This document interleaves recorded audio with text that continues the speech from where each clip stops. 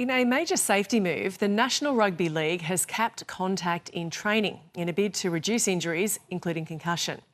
Now, all NRL and NRLW clubs have been informed of the development, with guidelines limiting the minutes of contact in both in-season and pre-season training sessions.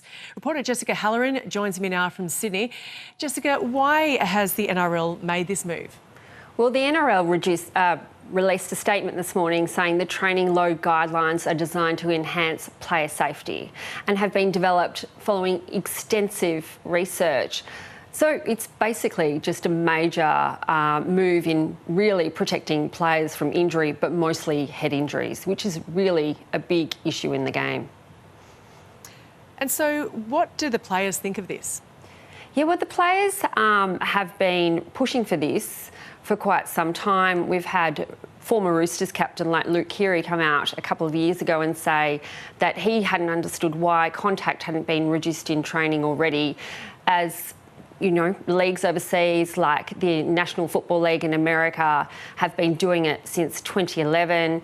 And then also World Rugby put in some really big changes to their restrictions in contact in training back in 2021. So the players are really aware about how vulnerable they can potentially be to injuries like concussion and brain injuries, long-term brain injuries like chronic traumatic encephalopathy, which is linked to repetitive hits to the head. Jess, this is at the elite level. What does this mean at the grassroots level?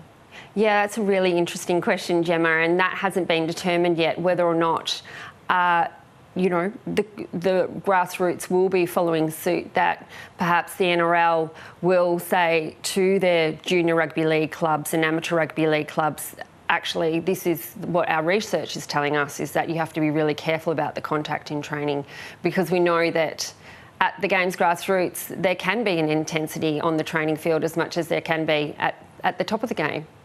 And what about the AFL? Where are they at on this issue? Yeah, well, most recently, one of the AFL executives, Laura Kane, who is really overlooking these matters, she said that they've been doing some research and there is a potential for a restriction in contact in training in 2027, but that's yet to be determined.